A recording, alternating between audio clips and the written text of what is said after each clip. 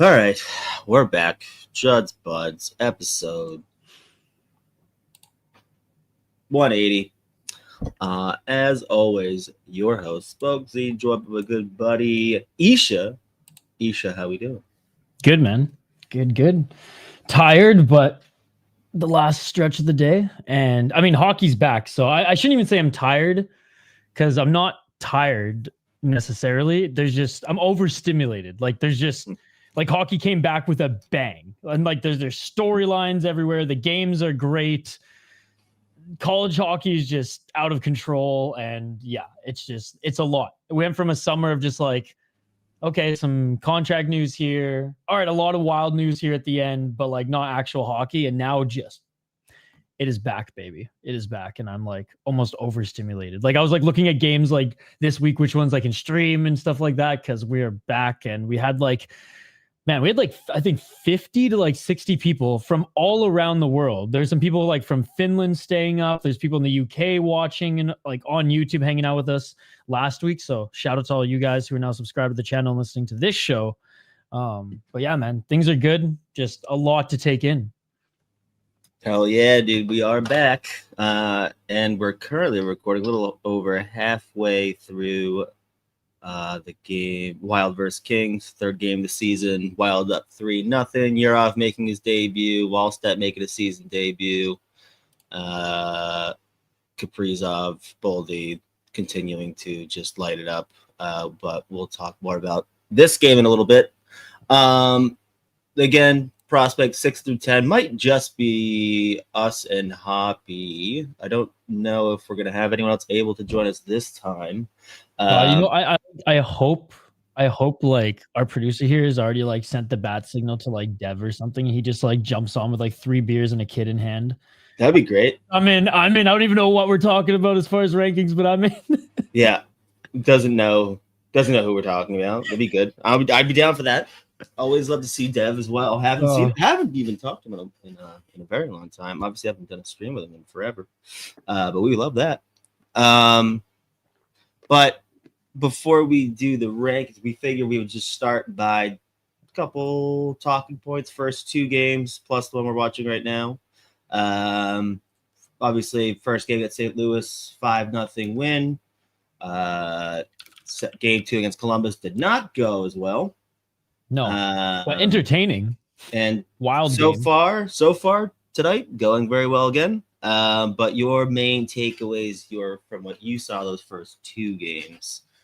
Well, game 1, like overall, I will say like the Wild were able to just kind of get their feet under them about halfway through the first period, and then basically at that point onward, they capitalized on their opportunities. I would say they got bullied a little bit physically, but the more that the Blues got the wind knocked out of them, the more goals that piled up. Like the physicality was less of a problem. The Wild just kind of like coasted their way to a victory in the third. I would say like the third period was their best period as far as dominance, despite them only scoring one goal in that period. Whereas like the first and second, like the Blues were all over them physically and had some great chances of their own. But whatever Gustafsson was able to see through the lanes, he was stopping. And like it was nuts. And the Blues couldn't get any bodies in front of him. So I thought overall it was a really good game. The young guns, I mean, didn't really see much from them. Yurchek, pretty good. Bouillon throwing his body around, which was nice. I like that.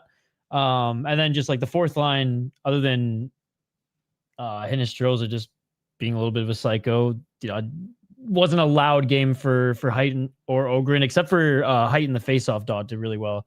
Pretty sure he was like 5 for 8 or something like that. Like he was pretty damn good there. So like over 500. So that like overall, I thought it was a pretty good start to the season. Second game, I just caught up on the third period live and then the highlights. So I'd like to hear your thoughts on the second game. Yeah, and I mean, just real quick again, we mentioned earlier, Boldy, Kaprizov off to a ridiculous start. That first 5-0 win against St. Louis, Matt Boldy, 1 goal, 2 assists, +2 in just under 17 minutes. Kaprizov, everyone was getting points in that game. Everyone, yeah. Kaprizov, 3 assists, +2 in just under 16 and a half minutes. Ryan Hartman, 2 goals. He's been a menace to start the season, and I am all about it. If this was game 20, do you think him and Binnington would have fought? I mean, I'm the only reason they didn't was because it was game 1. I think the only reason they didn't because it was game 1. Yeah. It was awesome. Goal assist for Marco Rossi, +2 in 16 and a half. And then the big takeaways for me, the first game, and I mean, so far the whole season, is just how different the special teams look. Obviously, 1 for 3 in that first game on the power play, and 2 for 2 on the PK. Game 2, let's see again. They went 4 for 8 on the power play. I think 2 for 3 on the PK. And tonight, obviously, those first 3 goals come on the power play again. Killed off the couple of penalties as well. But I mean, the special teams again just looks significantly different. Obviously, just the fact that they're capitalizing is gonna help. But I think they're aggressive on the PK. I like the puck movement power play. I like having Zeev out there, just a little bit more mobility. Spurgeon's also a serviceable guy at the back end on that second unit. Obviously, he gets the scoring started tonight on the power play, but special teams, big difference. Like you said, they've been better at the face-off dot. Not in that second game where they got the doors blown up, but I forgot they actually outshot Columbus 52-32. And I mean, again, I just love how much of a menace Ryan Hartman has been to start the year. That Columbus game was outrageously funny. I tweeted like just the video of him drawing that penalty on Goodbranson and then just like dying laughing at him on the bench. I think they scored on that power play too. I think that was the goal that made it 2-2, I think. But it's just been great. Just watching him just run around like a lunatic. But I'm just gonna pull up stats again. And why wouldn't I be frozen? Of course, there we go. Yep, frozen. Hey, good to see Sean, Guntote, Granny, and Brian in the chat. Thanks, guys, for hanging out. Yeah. Hoppy will be here soon. Sounds good. There we go. All right. So far through the first 3 games, Kaprizov, 3 goals. And, oh my God, it's literally, this is going to drive me insane. Yeah, I'll bring it up. Yep. Completely frozen. So in the first game, Kaprizov had 3 assists, and then in the Blues game, there we go. So there's 7 points, 3 games now with a goal tonight. Yep. Matt Boldy goal tonight puts him at 7 points as well. 7 points as well.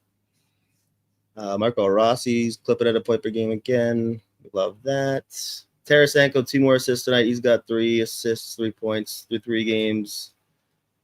Z Bouillon, first NHL goal, game 2 against Columbus. I think that was a power play goal as well. And so far tonight, again, special teams coming up big, but there's 3.5 minutes left in the second period, at least the stream on my phone. Wallstedt looks great so far. Very in control. Everything that we've said about him, before last year, what made him so great was just the anticipation, positioning, making it look like relatively easy, not allowing a whole lot of rebounds, pretty much just like a reliable shot stopper because he's always in the right spot, the right time, reads the play well. Doing that tonight, again, this is literally, we're not even 2 full periods in, but just nice to see him get off to at least the first 40 minutes here.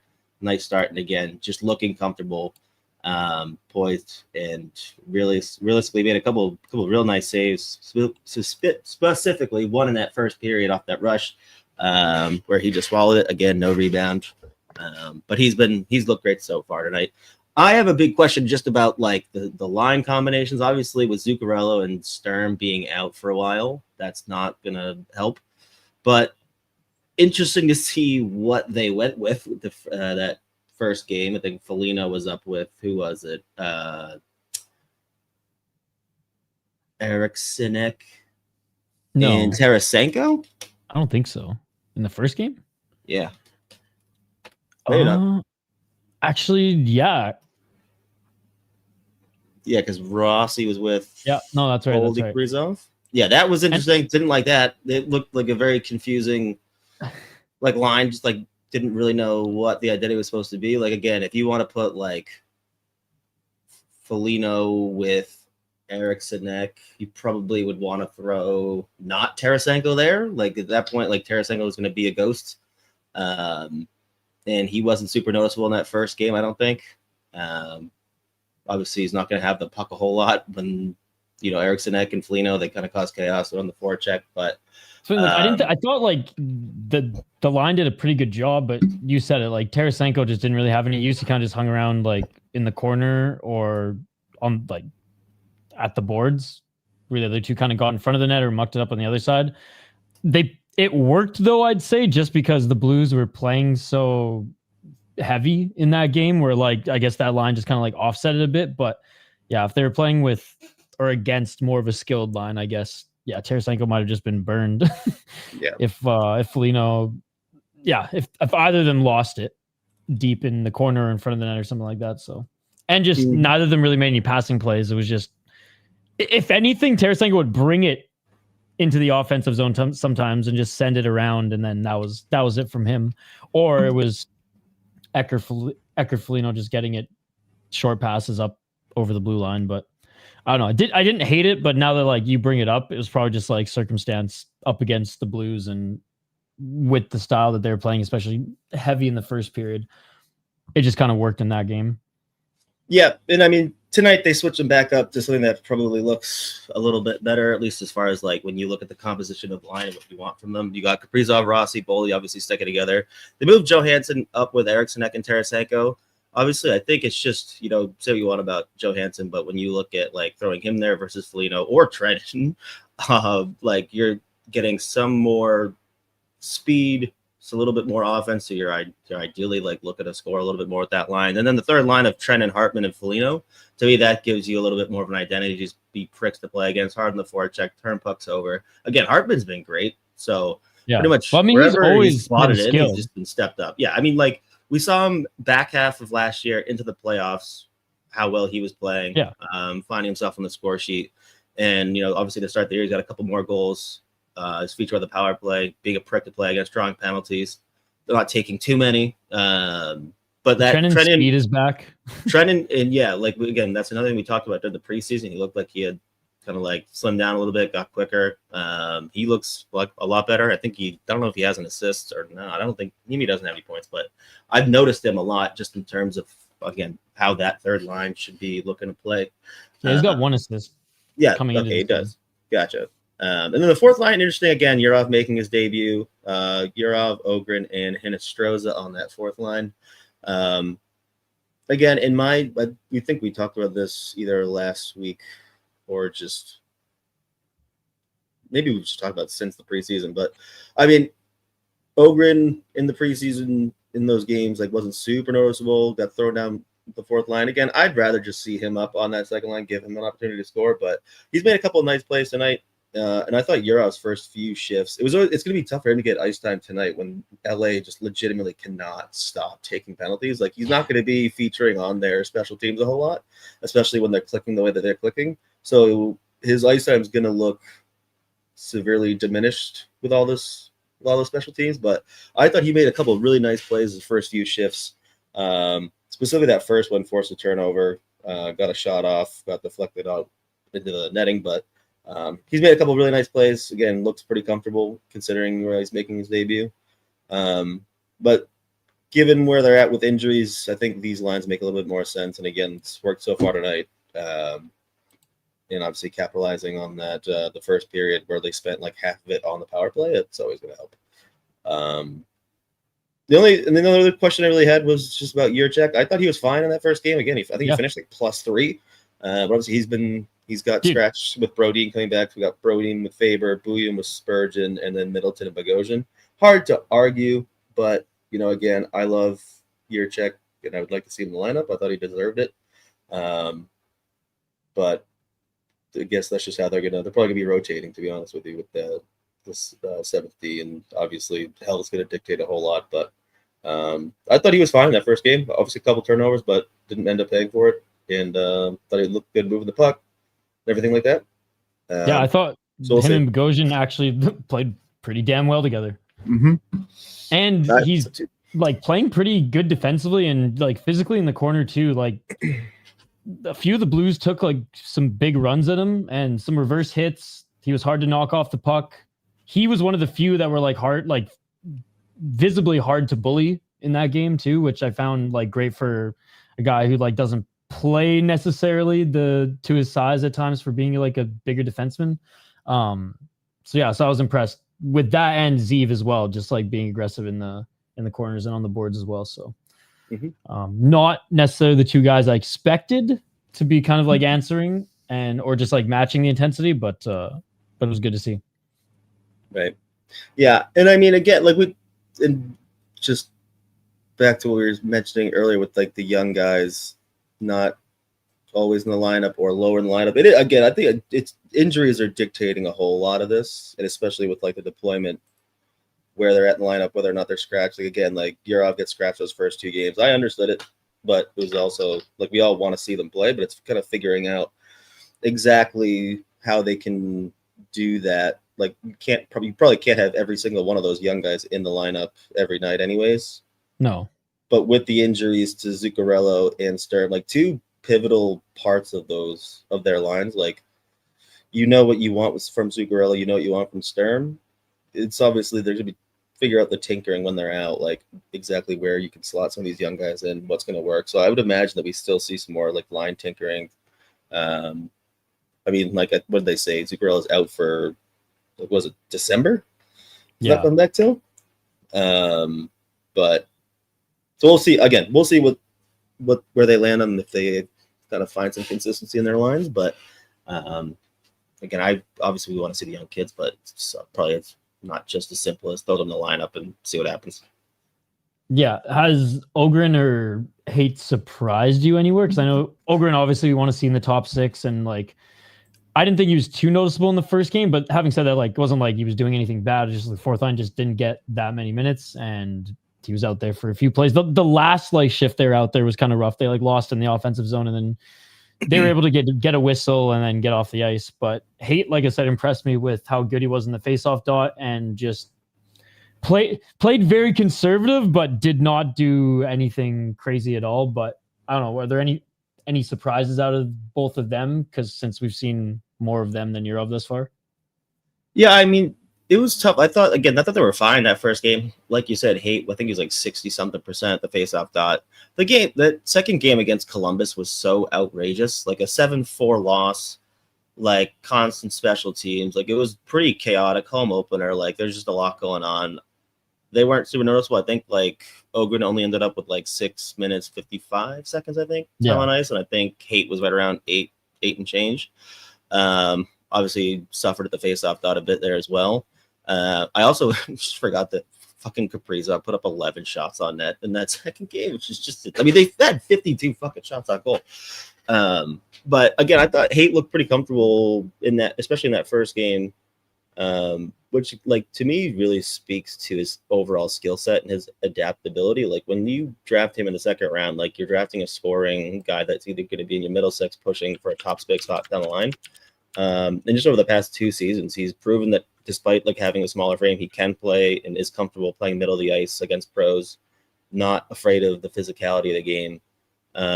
And he's able to kind of do some things in your bottom six, like fine defensively, again, ideally win some more faceoffs in that second game, but whatever.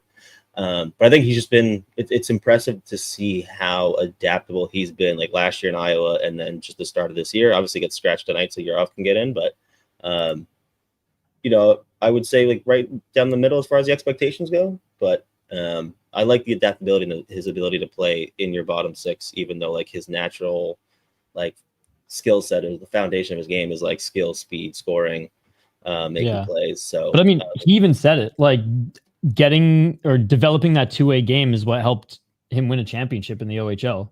Because his points didn't, like, his points were about the same, but he brought that extra tool. And I mean, what a dream for coaches in the AHL and NHL, where it's like, okay, this guy actually can do everything. And it's not like his offensive abilities are going to go away. I don't think they're going to coach him to become Travis Green just yet. Like, he's got a lot of time and a lot of rope. If anything, I'd say he's a year ahead of development of where I thought he'd be. Yeah. I mean, again, we talked about this all year last year. Like, whenever I was watching the Iowa, like, it was impressive to see how well he was the standout for sure. Yeah, like one of the few. That'd be that team. And I mean, they're in one again this year. Tough start so far, but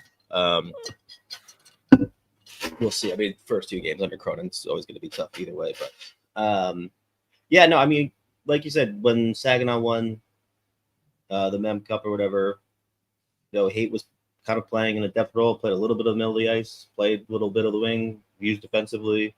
Like, he was really just a middle six guy that can provide scoring, but he was kind of rounding out his two-way game just to like make a difference outside of just being on the score sheet. So obviously he carried that into the AHL last year, and you know, now he's got 2 games under his belt and being used in that bottom six. And again, just the adaptability, especially if he's going to be playing in the middle of the ice, that's obviously going to go a long way. So there's more development for him to be had, obviously. And like, you know, the next few years are going to be interesting with phasing out some of the older guys, phasing in some of the younger guys. So we'll see. I mean, he's got a leg up on a lot of the younger players, prospects, just how well he's developed the last couple of years. But you know, we'll see. So Dallas tomorrow, Capitals Friday. What are you expecting? I mean, Dallas has been fascinating. They're scoring a ton of goals. They're also giving up a ton of goals. So it's I mean, that's always gonna be a tough game. We know that like Minnesota and Dallas is always a war. It's always physical. And I mean, last couple of years it's been tough with Dallas coming out on top more often than not. Washington's been a weird team this year, just watching them the first few games. I wouldn't be surprised if they split. Again, this is going to be a really weird year for the schedule. Like, yeah, because of the Olympics. The Olympics have really truncated the front half of this for the NHL. Like, it's crazy. Like every team's already had a couple back-to-backs. Friday, like, it's nuts. Saturday, Monday, Wednesday. Then it's like you get a few days. Saturday, then another Sunday. It's like, man. It's just constant. The travel's crazy. Like, it's annoying. It's very annoying. And with the Wild on the road too, it's like, oh my god, dude. They don't come home till the 25th. Wow. Yeah.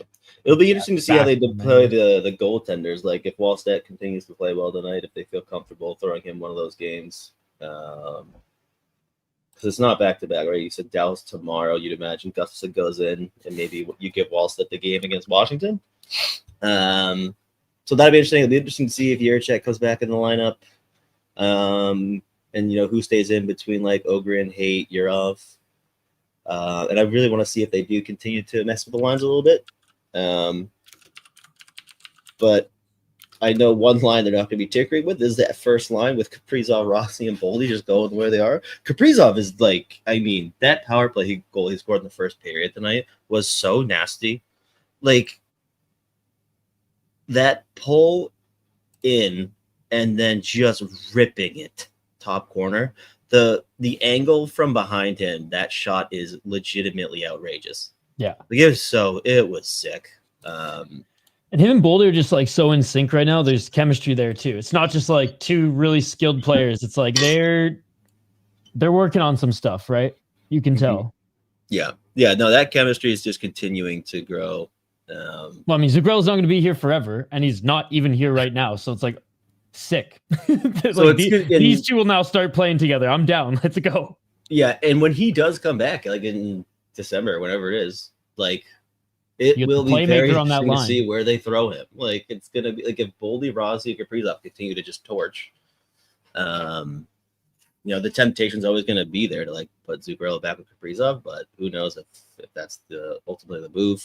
If you want to spread the wealth out, I don't know, but that'll be another interesting one to watch for sure. I mean, him and Tarasenko is interesting too, dude. The first power play tonight, Kaprizov and Tarasenko started playing catch behind the net, and I was like, "Oh my god!" Yes. And then it was like Kaprizov threw it to him. The Russian national anthem starts playing in the background. Well, they literally started doing the catch behind the net like Zuccarello and Kaprizov do. But it was like Kaprizov to Tarasenko right back, and then he like faked the pass again. He's like, "Nah, fuck this," and just like tried to drive and score. But it was like, oh my god, they're gonna start doing that. Like, that would be amazing if they just like create that chemistry on the power play. That would rule. I'm waiting to see I want them to continue to just try to find Tarasenko for that shot. Like, utilize he can still that rip shot, a puck. man. He's just not being able to use it so far as often. And I think that's going to be key. His speed's been fine though. Yeah, he's keeping up with the play. He looks fine. Yeah.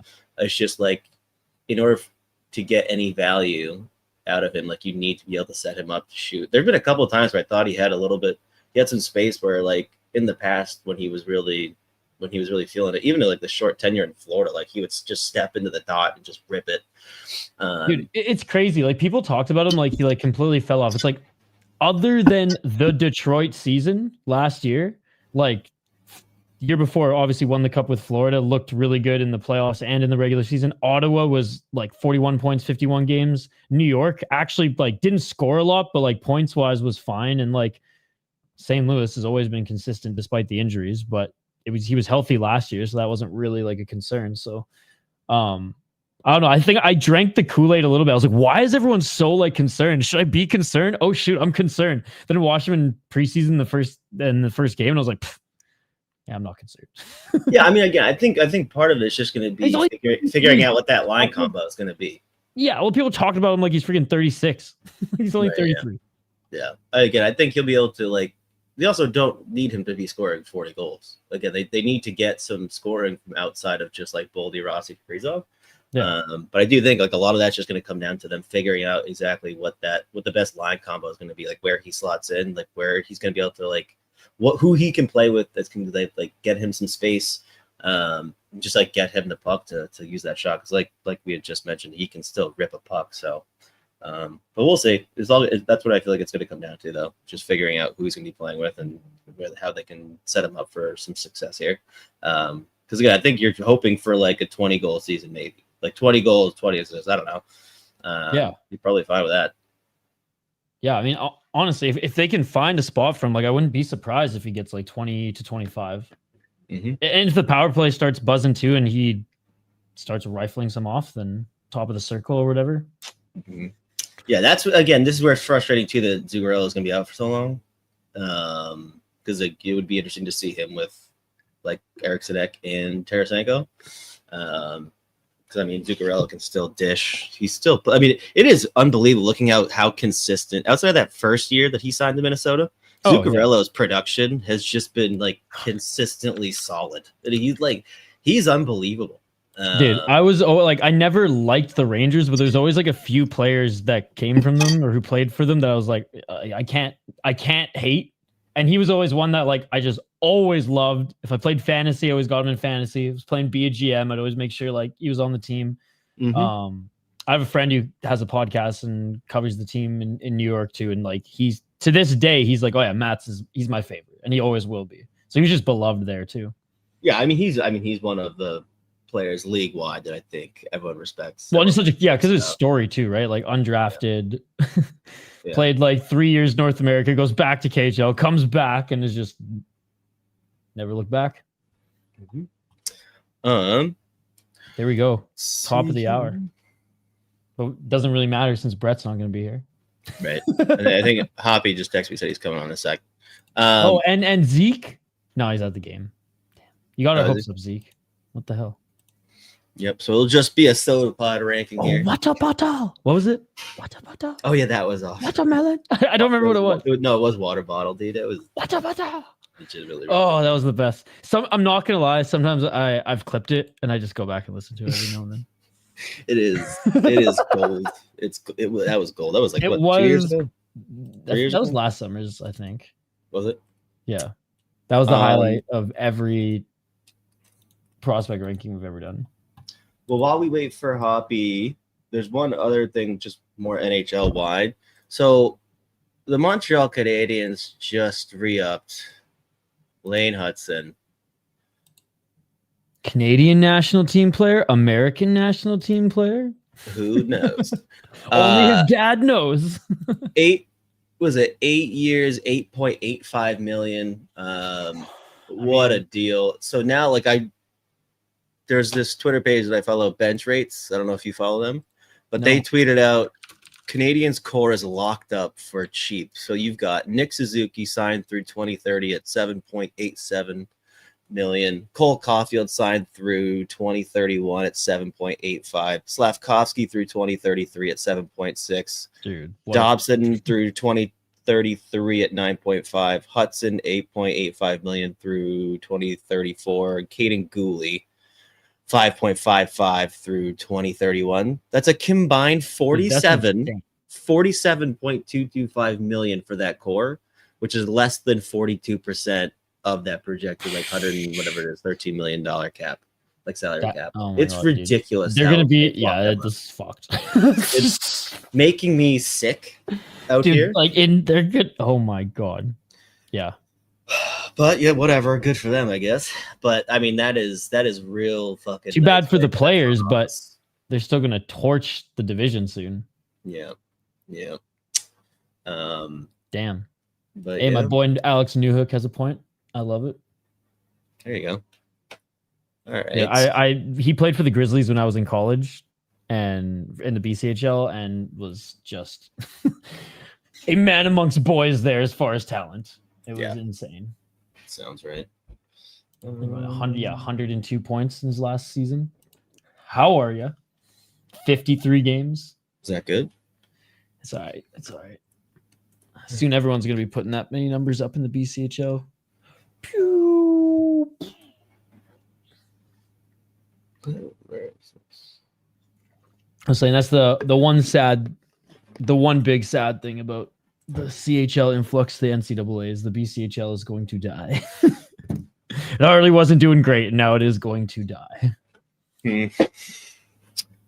Let's see. Somehow the null will just stay treading. There you go. All right. I think Hoppy's here, yeah? We can let him in, and we can do the rankings here.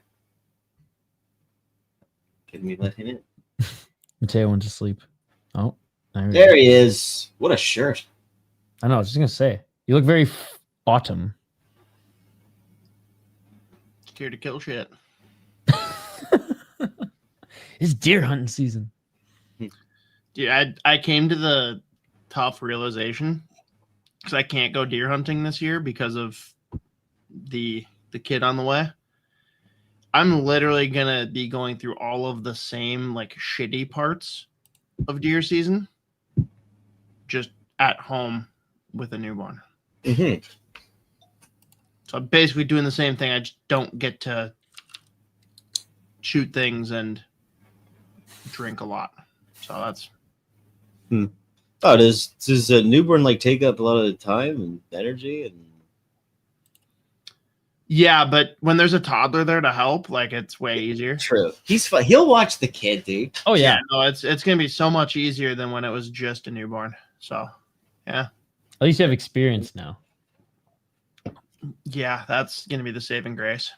I mean, it helps. Makes it easy, dude. It's like nothing. Yeah. It's not even hard. It's not like a toddler just like fell into your lap and now you have to learn how to take care of a newborn and hang out with the toddler. There you go. Yeah. Silver lining. Yeah. All right. Should we jump into it? No Brett tonight. Oh, no Brett tonight. No. That is news. Okay. It was a game time decision. Fair enough. Then yeah, if it's just us, let's jump back into it. We can do a quick, just rapid rundown for everybody of what has transpired up to this point. So our top 20 prospects brought to you by Minnesota Wild Prospects, the band formerly known as Sound the Foghorn, and the remaining collective here at the Sota Pod. Number 20, Jimmy Clark. Number 19, Aaron Pionk. 18, Mikey Milne or Milne. I still don't know which one's correct. I think I asked him when we interviewed him too, and I just forgot. 17, David Spacek. 16, Rieger Lorenz. 15, Theodore Hallquist. That's still going to make me feel like I've got the weirdest lisp in the world. 14, he put so much emphasis on it. Caden Bankier. I'm trying to do the boy proper. I don't know. 13, Rasmus Kumpalainen. 12, Aaron Kiviharju. And 11, the final snub outside of the top 10, Ryder Ritchie, which I didn't agree with, but I was very much outnumbered on that one. It brings us to our top 10. We're going to go through 6 through 10 today. And I think we're going to be spending a lot of time on number 10 because holy shit, has he popped off and just had himself a time. Without further ado, number 10 on the Minnesota Wild Prospect Top 20 list.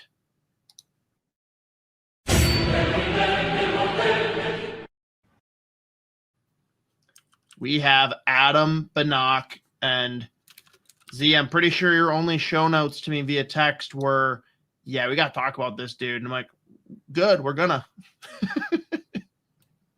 Yeah, Adam Banach, obviously starting off very hot in the OHL. Let me just pull up, let me make sure I have the right number of games here. Through 6 games, he's got 3 goals and 10 assists for 13 points. Brantford is just ripping teams apart as well. Him and O'Brien cannot stop scoring. He's been playing a lot with the Merrick Banneker kid too.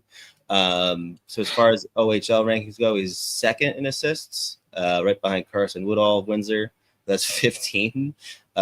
Windsor and Brantford are really just taking the season by storm. The fucking Woodall kid, he's an 06. I can't remember. I think he went undrafted, but he's got no goals but 15 assists through 11 OHL games, which is like just ridiculous. But Banach, very noticeable, playing center and wing, offensively dynamic, all the things that we've talked about him that made him such like a talented player. And again, like if he wasn't 5'7", he probably would have been drafted significantly higher than the 4th round where the Wild got him. But just unpredictable on the puck, really good passer. He's been willing to shoot a little bit more as well. He's been really good just like getting them into the offensive zone too through transition. But I mean, very noticeable every time he jumps over the boards, and again, a huge part of that Brantford offense.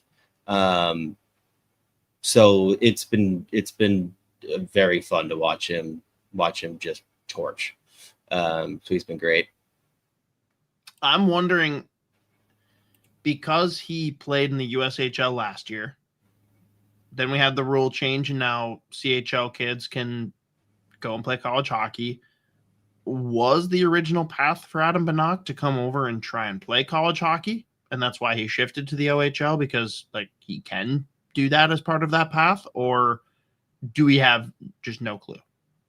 I'm not sure. I didn't look into that, but I mean, like, he played pro hockey in Czechia, so I don't know. I didn't. ECHL Now apparently it doesn't guys are matter. playing, so it doesn't. Now it doesn't. Apparently it doesn't It matter. didn't even matter before. Like Canucks have a kid who played pro hockey, and he's playing for I think he's playing for BU now. There's been he plays like 4 or 5 games in the SHL, but can play college hockey. I do think that they've got some exceptions for Europe because it's like that's all that they can do.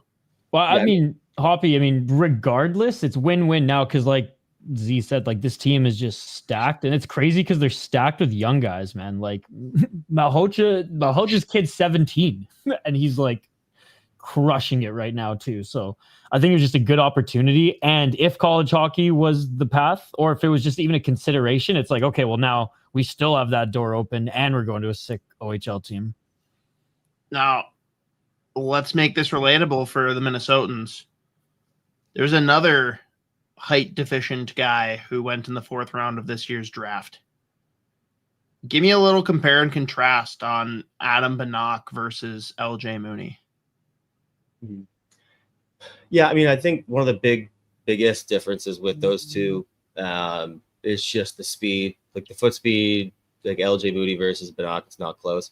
And I think LJ makes a whole lot more flashy plays. The thing with Banach that's pretty impressive is how well he's been able to get in the just like middle ice. LJ Moody is obviously not afraid, but like so much of his play has been on the periphery of the last couple of years. But obviously both very impressive. Both are capable of some like highlight real plays.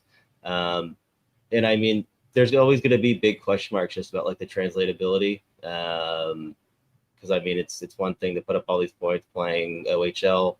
What LJ is doing with Minnesota right now, like how many times he stands out whenever he jumps over the boards, is very impressive as well. So I think maybe just like when you look at the two of them, they're pretty similar skill sets. I think LJ might be a little more flashy. And I think Banach, the fact that he at least has the ability to play in the middle of the ice is obviously appealing as well. But both high skill, high end players. LJ plays a little more speed, a little more flashy. And Banach's a fairly well-rounded game. But I mean, defensively he's solid as well. So that might be the key difference there, just between center and wing and the two-way ability. Because I mean, if LJ is going to be you're playing in as an NHL regular, like you're leaning on him for points, stand out, ideally like get into that top 6. Banach might be able to feature throughout your lineup a little bit more. So I'd say upside probably closer to LJ, or LJ's upside probably higher, just a little bit. But that being said, again, like Banach does not lack skill, but he's got a little bit. Pace is going to be a question mark, and then it's kind of offsets though with the fact that he can play a pretty well-rounded game. Yeah, I mean, I guess the argument is Banach probably has more paths, whereas LJ has to be like a top 6 guy if he's going to make it. Yeah, fair. Now we got him ranked at 10. And we talked about it when we did our initial rankings. We did the honorable mentions, and we did 16 through 20. And we said, obviously there's the shiny new toy effect. Like, is this a guy that, taking a step back, like looking at the whole pool, the start to the season can't be ignored. It's been great. Like, what do you need to see from him this year to solidify that he is a top 10 Minnesota Wild prospect? I mean, honestly, just keep doing what he's doing right now. Like every time that he's on the ice, he's standing out. So you want to see him thrive offensively. Should produce a lot in the OHL, just given his track record, how much he's produced in other leagues. Again, the first half of that USHL season last year, he was probably just getting used to the North American game. Second half, he looked really good. I think he still finished with at least a point per game. But so, I mean, realistically, just want him to keep producing, driving offense. Being a key component to their scoring in Brantford. And again, anytime if he can continue to work on like just the skating, maybe a little bit more agility, add a little bit more speed to his game, like that's obviously going to go do wonders for him. It's always going to be tough as like a guy that plays middle of the ice and you're 5'7". Like it's going to be a lot of adjustment, but like, I mean, so far he's obviously taking stride. So realistically, just keep doing what he's doing. Should be producing points. Should be killing penalties. Should be on their power play. And driving offense. Okay. and I guess I didn't lead with this like I have in the past, but the highest rank in the pool was at 7 from Brett Marshall. Lowest on him, Isha at 12, and that's purely because Isha doesn't acknowledge anyone outside of the WHL. So Isha probably would have had him ranked like 6. It wasn't that. It was just like when we were making this list, I didn't know much about him other than his first few games in the OHL. So I was like, okay, that's sick, but maybe it's lightning in a bottle. So I'm just not going to put him as high. But it went from like 15 or 14 up to 12. Okay, so he did make the jump. And again, I didn't put Stevie at 1, so this is just my cop out for that took some real willpower. I know. Okay. Well, there we have it. That is number 10, Adam Banach. Oh boy. 3-2. Oh, geez. I thought you were talking to me. I'm like, what? Okay. Fine. Moving on to 9.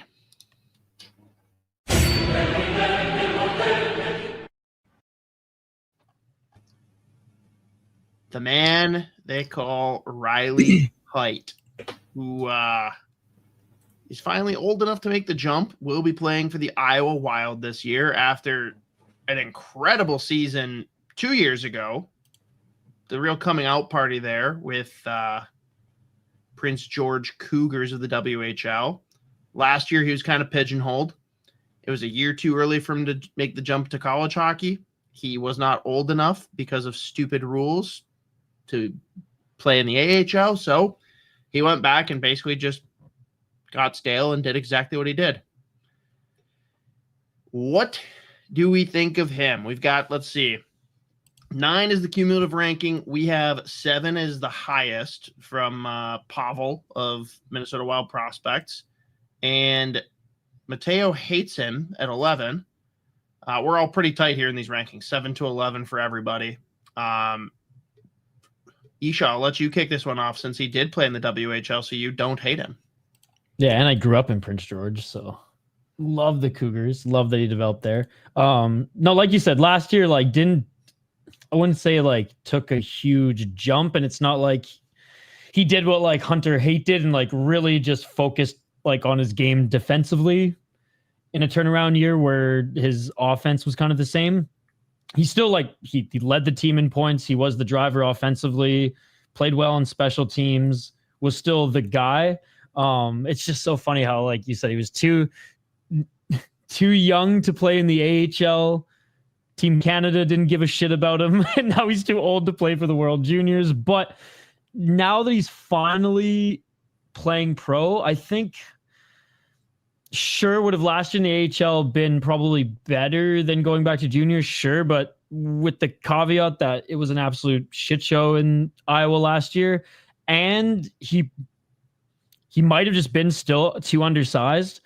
It might just work out because he looks pretty comfortable so far. And I know it's very early and it's not like I was doing well, but like I haven't seen too many like gaping holes in his game, too many big mistakes so far. Down in the AHL in his first couple games, he had a nice goal, shot from the slot, just like one of the many ways he scored in junior, but one of his main spots that he likes to score, and the fact that he's able to do that the next level where everything's just upgraded is pretty awesome to see. And yeah, I think he's gonna have to marinate a little bit just to get used to just the size of the game. It's obviously a little bit faster as well. I don't think the speed is going to be an issue for him. I just think playing with bigger dudes where like even in the WHL he like fit in physically was just levels above most of them, hockey IQ and skill wise. But so far I've liked what I've seen in the AHL, and I'm just excited and rooting for him. Z, what do we need to see from this guy this year? Yeah, I mean, I think so. Realistically, the big question I have with Riley Height, I don't know if I put it in like the concern categories. I'm still just trying to figure out exactly what he is at the next level. Like, obviously, he's played 2 AHL games now, scores a goal in his debut, looked nice, playing on that top line with Bankier, who was, it was Height, Bankier, and Foodie. And again, looked comfortable. 2 tough games to start for Iowa. Like, they played 2 very good teams and kind of got the doors blown off them. But I mean, again, gets on the score sheet in that first game with a goal. Played right around 17 minutes or so. Looked pretty comfortable, but like at this point, he projects to me probably more of a winger. He can play make from the outside. He can still shoot. So it looks like a guy that can probably be a middle six scoring guy, but like who knows? He might be a bottom six because he is solid defensively. He can kill penalties. He has before, but I'm still just trying to figure out exactly what he is as an NHL player.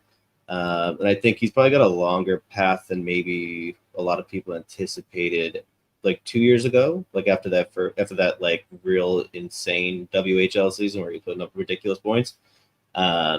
So that's my big question with him is exactly what he's going to be again. Is he going to be a scoring top six guy in the AHL this year, hopefully, and continue to kind of just develop that way, really round out the 2A game like you have to when you play for Greg Cohn. So that'll be probably good for his development. But again, my big question is just exactly what is he going to be? So what do we need to see this year? I don't know. Again, another guy that probably needs to continue working just like the foot speed. He's going to have to be able to get rid of the puck a little bit quicker than he has in the past. Like he likes to hang on to it, make plays. He's patient, but sometimes that can bite him in the butt. But realistically, you want to see him chip in some offense, play a well-rounded game, kind of take a step forward that way. But yeah, no, that's just trying to exactly map out. I think Pronman mentioned that when he went on with you and Joe a couple weeks ago. Like he was just trying to figure out what is he in the NHL? Like is he because he doesn't project as a top six guy, but is he a bottom six like defensive guy? I don't know that either. Is he a center? Is he a wing? Again, projects to me right now more like a wing, but we'll see. But yeah, so there's hopefully just kind of like carving out an identity in Iowa. It's going to be a big goal this season. Yeah, and for me, a big part of putting him at 8 is like I hinted at Banach and comparing him to LJ Mooney, but like there's so many ways he can get there. And him and another player that will be part of this list tonight,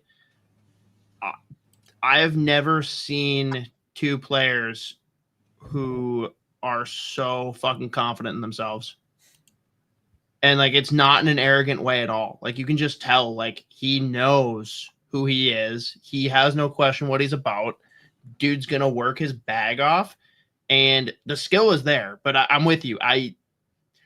If you ask me 5 years from now, if he's in the Wild lineup, like where is he slotted in? I have no clue. None whatsoever. It's like I don't know where he is in the lineup, but like I'm confident he'll be in the NHL. He has a place. I just have no clue what that place is. And I'm with Z that this is a big year to determine a little bit more of what that path is. And I don't think it necessarily means he's going to get pigeonholed into any of like those one spots, but it's going to be interesting to see him playing with the big boys and seeing if he can handle the expectations of Cronin, seeing if he can handle, maybe he gets a couple spot starts because we know the Wild aren't going to stay healthy. It never happens. They will not be healthy this season. He's a guy that I could absolutely see getting a couple of games of look when that comes to fruition because you can slap him in and he can figure it out anywhere, hopefully. But I have so much belief in this guy. Got to be honest. Like if I had one designated son in the prospect pool, I would probably say it's Riley Heidt. Sasky boys, man. They're built different. All right, well, that is... Go ahead. So there you go. They're built different. Built different. All right, then. That is number 9, Riley Heidt.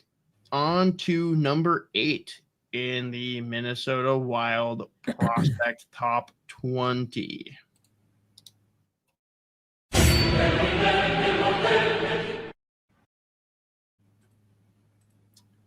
Carson Lambos, which I was very unsure where a guy like this was going to land. When he got drafted, we were pretty freaking pumped. Like the things this guy did for the Winnipeg. How many different name changes have they had? We're just going to go back to Winnipeg Ice. And for Kootenay and Winnipeg. Played 5 games when they were Kootenay. And Wenatchee. I don't think he played when they were Wenatchee. He didn't play there, no. But it's like, holy shit, franchise has been thrown through the ringer.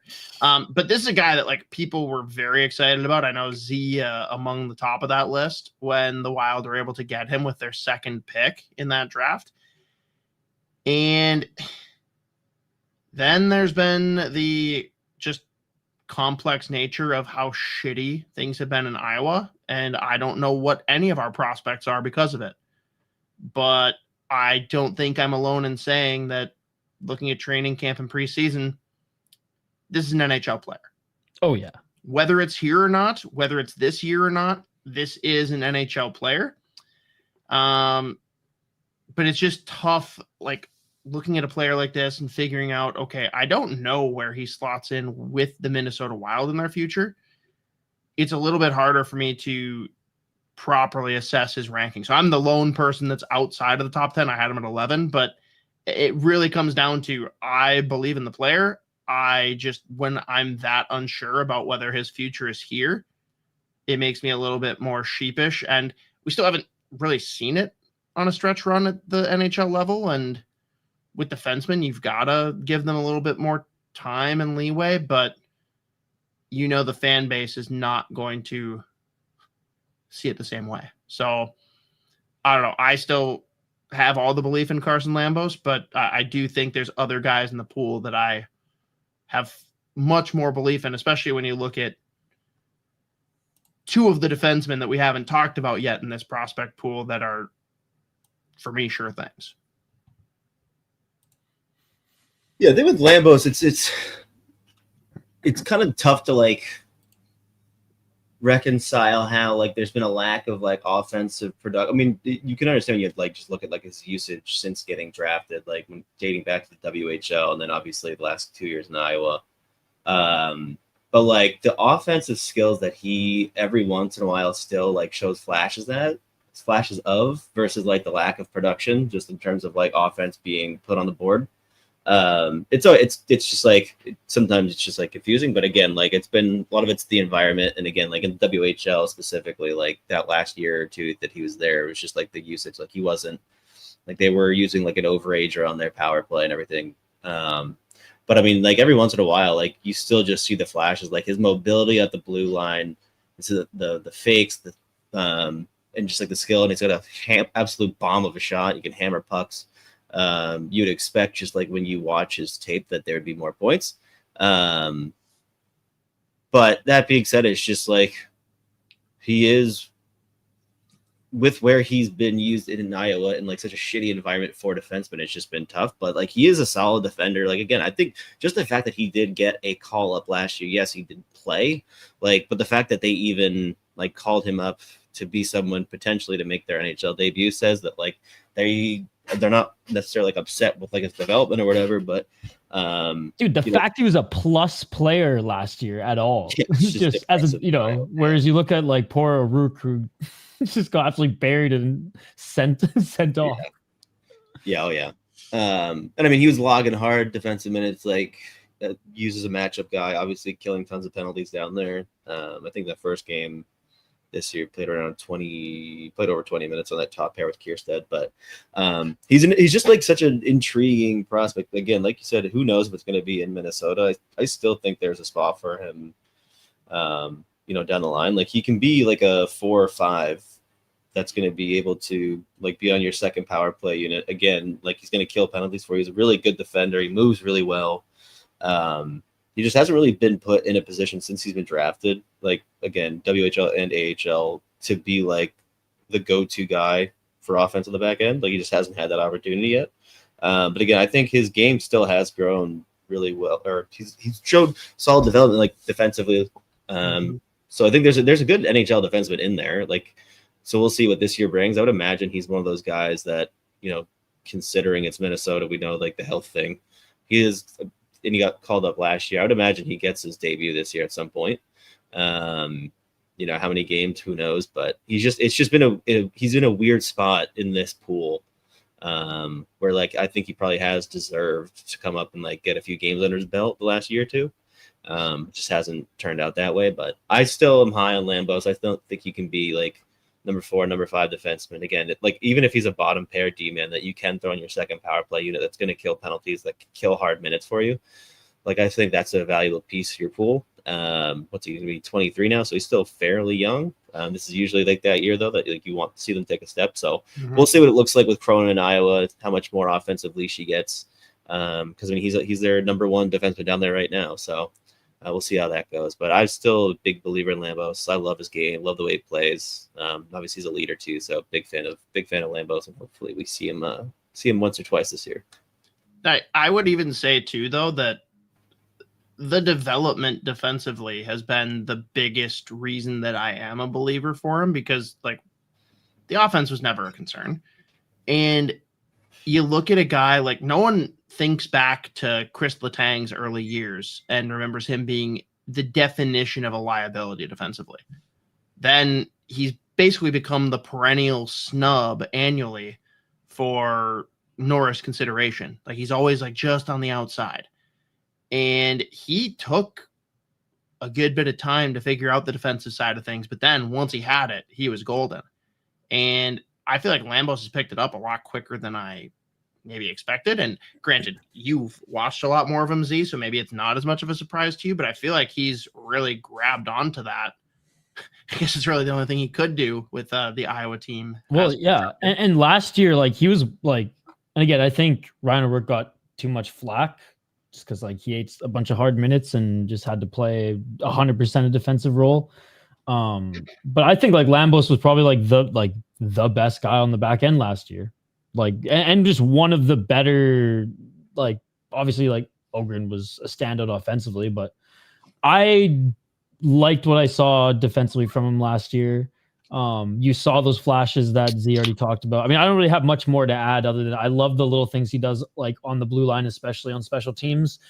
And yeah, I think that this guy's going to be an NHL player. And, you know, maybe who knows if everybody on the back end for the Wild is going to work out. Like, and I'm looking at you, Jiricek. Like, I'm confident, but like, if not, then like this guy will be like the next guy up that they probably focus on. Or like with Hoppy, with injuries, this is probably going to be one of their next defensive call-up guys, you know, depending on how Hunt does if and when he gets some time playing. So 22, 23, I think it would have been nicer to see some more offensive numbers, but that sucks for him that he's on a shitty AHL team.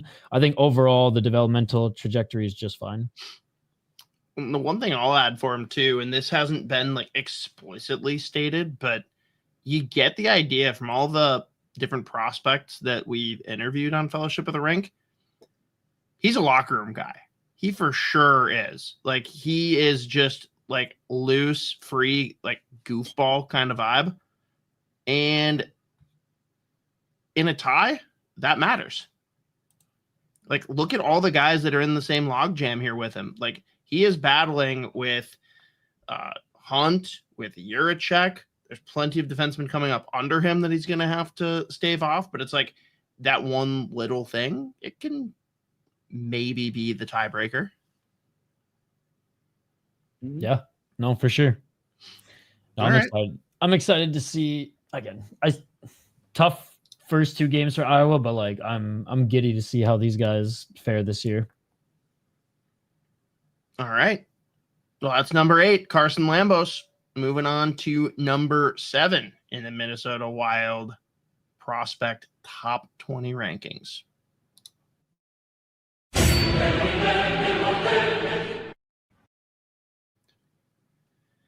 Hunter Haight, the other player when I was talking about Riley Heidt.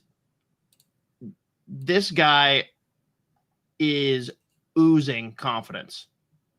Like, it's the first time I actually felt alphaed by like one of these young kids in an interview. He didn't do anything like rude or off-putting, but I could just like the whole time I could tell him like, this kid knows he's so much fucking better than me in every way. Like, you can just tell the way he carries himself. And dude, it translates to the ice. Like, this guy is all business. And I'll admit, so the rankings here came in at consensus 7. We had 3 people, Isha, Mateo, and Pavel of Minnesota Wild prospects with a 6. Brett and I were the low men on the totem pole with 9. I'll be honest, I tried because this was intended to be more so of a like summer ranking. So I tried to not let what he was doing in the preseason influence my decision because he was looking very good, and that definitely could have swayed my opinion. He's still on the team. Small sample size, right? And ended up making the team. But I just like him and Riley Heidt are the guys that I have no doubt that they're going to do everything in their power to make it. Whether that's long term with the Wild or not remains to be seen. But absolute gamer. I mean, Z, just talk about what this guy did on that Mem Cup run. Yeah, me and you should, when we were talking about the first couple of games for Minnesota here, talked about him a lot. Yeah, I mean, in that Mem Cup run, he was used more like a depth role, played a little bit of center, played a little bit of wing, but really made himself useful outside of just being like the skilled scoring center, maybe wing that they drafted like in that second round. Like what like the appealing parts of his game, the things that stand out are like how fast he is, the hand skills, and like the playmaking ability, but like hits the AHL last year, and like still flashed all those skills, but like showed that 20 goals. Still played really well and like was not afraid to play in the middle of the ice. He was testing out skills. He was so good just like in transition, like through the neutral zone, gaining some offensive zone time, and creating offense that way. But like his ability to like come into this preseason as well with the NHL team and obviously make the team out of camp, given with where they're at with injuries and everything, the fact that he's been able to make himself a useful bottom six guy is really impressive. Like again, like when you just look at his overall profile, you see like a creative scoring, playmaking, like offensive winger or maybe center. But the fact that he's come in and he showed that he can give you a B game, he can like play both sides of the ice, and he can kind of like be like a noticeable guy in your bottom six, win faceoffs, and kind of just like chip in outside of just scoring. Like that's impressive to me. So I think like he's developed a pretty well-rounded overall game. And again, like the development in the AHL was awesome last year. And again, he's earned his spot where he is right now with this current roster. Again, I think, once they get healthy, if they ever do, I would imagine he spends the majority of the year in the AHL, which I think, again, is completely fine. Like there's no reason to rush him into the NHL right now. He's probably better served down there, like playing on in their top six, closer to 20 minutes a night versus like 7 in the NHL.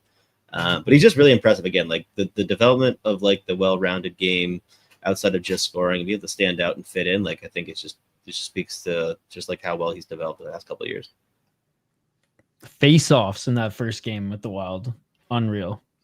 Whoa. Ooh. I thought it was Manny Malhotra out there for a second. Marat Huzadinov. That's what I was going for. Bro, by the way, I almost bought, someone was selling his jersey on Marketplace for $10, but it was XXL, and I was like, I can't pull that off. It's like, I'd just be like wearing a comforter at that point. Yeah, he's looking for the XXS. Yeah. Hell yeah. No, man, I love Hunter Haight. Obviously, his preseason influenced his rise in my ranking, but I will say that like it wasn't too far off anyways. I've talked about this with both of you guys. I think he's a year ahead of everyone's kind of expectation of him developmentally. The way he was able to round out his game, add more tools that were just surely going to help him at the pro level in his last year in junior, obviously worked helping to win the OHL championship. Last year was one of the bright spots in Iowa. I mean, scored more than even set guys up while still playing that two-way game as well. And yeah, it just showed that he is already like an established pro and knocking on the door to be an NHLer. And I know he's not playing tonight. You've had to get in eventually. But in the first game, I thought he was a little bit more noticeable than Ogren. Not to say that he was better, just like maybe even just tried a little bit more things, was a little bit louder when he did have the puck. But yeah, I've liked what I've seen thus far, but is playing 7 minutes a night versus the top guy going to hinder him a little bit? I mean, I'm kind of with Z. I'd like to see him play more, but I don't think this like musical chairs is going to last too much longer. I think soon the Wild are going to be okay. We're going to go with X, Y, and Z here and move forward until the other two guys are back. All right. That brings us to the last prospect of the night. Number 6 in the Minnesota Wild prospect top 20.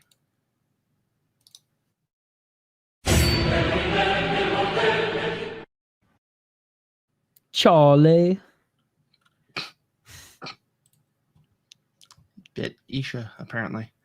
Yeah, Charlie Stramel, I mean, I feel like this What a roller coaster has been among the very few defenders of Charlie since his draft day.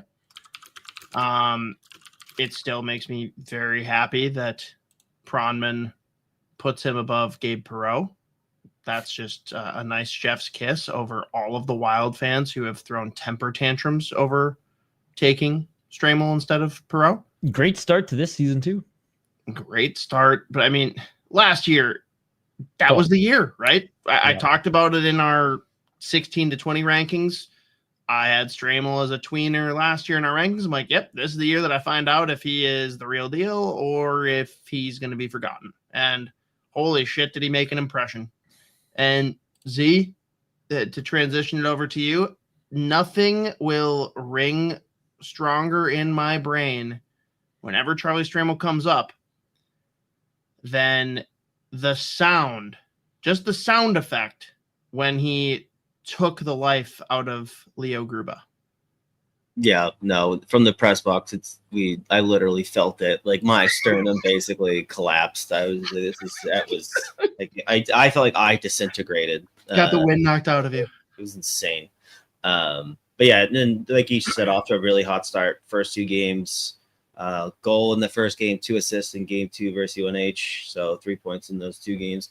But I mean, just thank God he finally ended up in the right spot for his development. Played with really good players, was like leaned on the power play and the PK, plays well in the middle of the ice, but like he just has such the translatable game, like one of those like limited ceiling but super super high floor type players where like you just watch him play, you know he's going to be an NHL guy.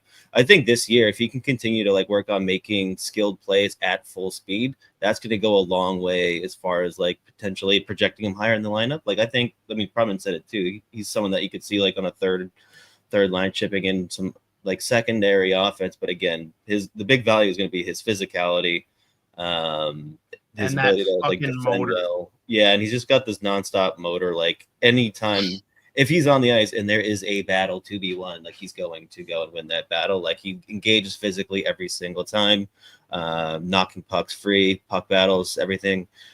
He just stands out, just being a physical fucking force. And again, like we saw his scoring touch that he had last year, chipped in some goals, but good offensive numbers, obviously played really well with those top players. So again, probably definitely I think the right call going back to Michigan State for that last year college hockey, continuing to be top of the lineup guy. That Michigan State team is loaded. They're very fun to watch. So I think he's in a really good spot again to just continue developing. Obviously, like, what are you looking for this year? Similar offensive numbers. And again, if he can continue to like getting better at making those top plays, the skill plays at full speed, I think that'll just unlock a different level of offense, like moving further down the line as well.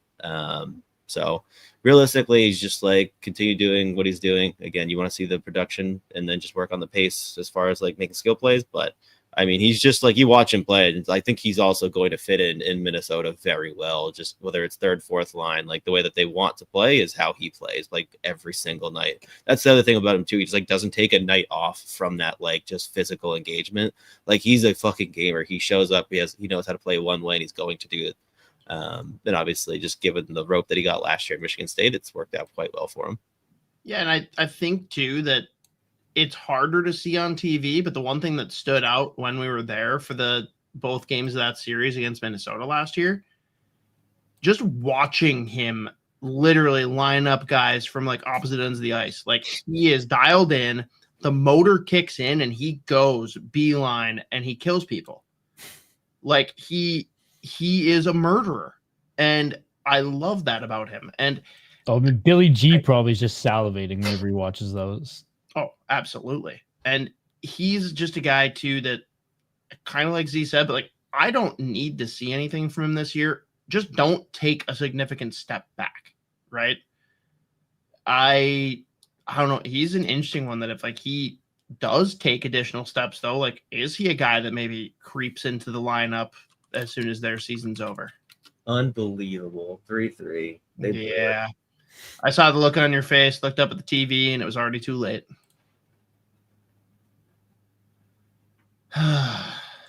But my OCD. I knew it. I wasn't going to say anything when we signed on. I was going to be like, so want to bet it's going to be 3-3 by the time Hoppy's on? But I was like, no, I'm not going to. I should have verbalized it. Dude, isn't that the LA Kings thing, though? Like, it could have been like 3-0 either team, and I'd be like, yeah, it's probably going to be 3-3 at the end of this. It's been an insane start to their season. Like, these are just how these games are going for LA. I want to see Kempe sign somewhere else so bad. God, it's unbelievable. It's fucking annoying. Anyways. It's still, I'm hand up. I just learned this past year that he's Swedish. Oh, really? I don't know. What about Adrian Kempe screams Sweden? No, I've been watching. Like as soon as he like popped with the Kings, I've what been did you think he dialed was? ever since. Huh? Czech? Slovakia? I had no idea. I just didn't know. American? He is like in my short list of like 5% of the league. That's like, like I don't know where they're from. I don't know. You could name any country, and I'm probably a little surprised that that's what it is. But Charlie Stramel, wrap it up. I don't know, Isha, if you had any final thoughts, but this is a guy that I think we are all just thrilled he has taken the steps he has. I'm sure some people are going to continue to be haters just because they want Gabe Perreault, even though Corey. Oh, there's going to be 30 comments on this video from the same guy hating on Charlie Stramel. 30 different comments. That guy hates him? Oh, yeah. No, he hates Bouillon. He hates almost everybody. But yeah, I don't think I've seen him go after Stramel though. Maybe I've just missed it. It's just because he lately. Lately. You guys have pretty much said everything that I've noted as well. One just crazy thing about Michigan State, Z, you said they're such a fun team. Like they are just wild, and I think they brought in like 3 or 4 CHL guys. One of them was a Canucks prospect. Yeah, they brought in a couple. They've also brought in like one of my favorites from last year's draft, Eric Nilsson from Sweden. Their third line is like one of my favorite lines in college hockey right now. It's like Eric Nilsson, Riker Lee. Who was it on the other side? Was it Romani? Maybe. Yeah, I think it was Romani. I'm stoked he's in college hockey, dude. He's so sick. Yeah, I think I pulled up their fucking that line's like underlying numbers the first game. And they were it was like 17 chances for, 1 against when they were ridiculous. But anyways. All right, well, let's wrap this so we can just all dial in for the overtime here.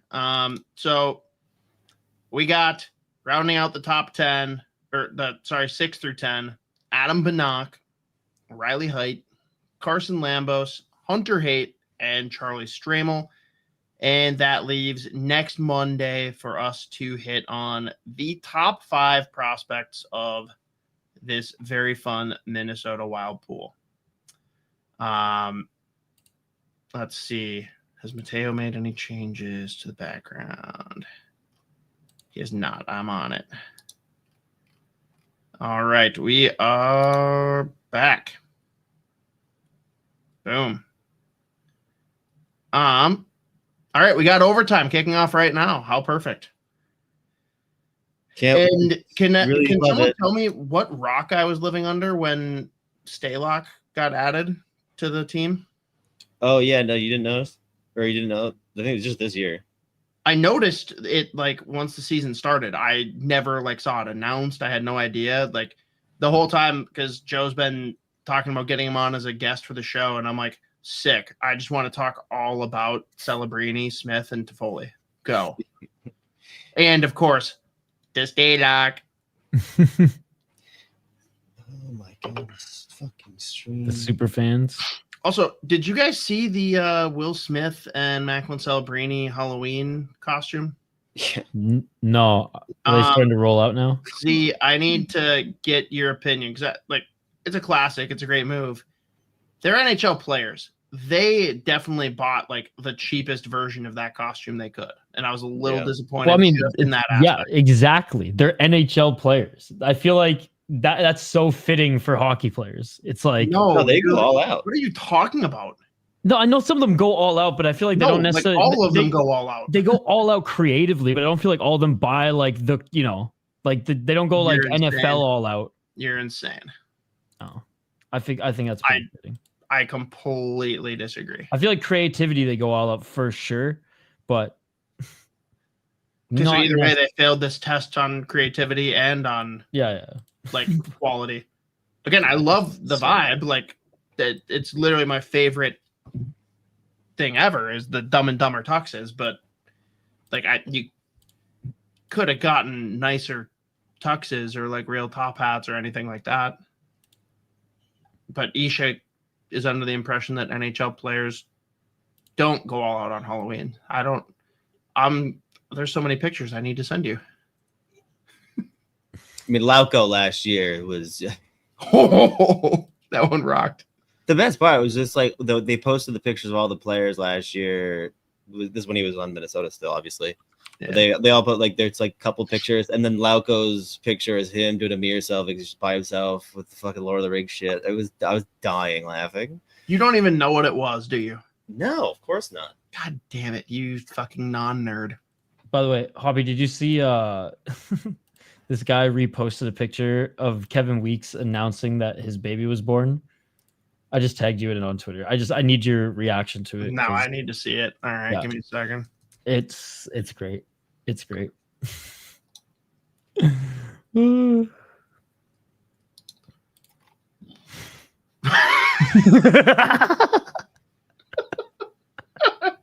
Yes. It's so much better than I expected.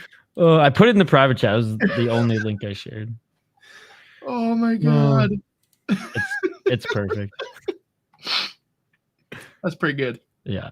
The internet is undefeated. Yeah. Right away, too. Right away, someone had it. Oh my god. I wish you all could see it. But for those listening, I mean, it's exactly how you imagine it. Delivery room and all. Oh, here, I'll share it in the live chat so that Reaper can see it. Talk to me, boys. I was doing bedtime routine for pretty much the entire game.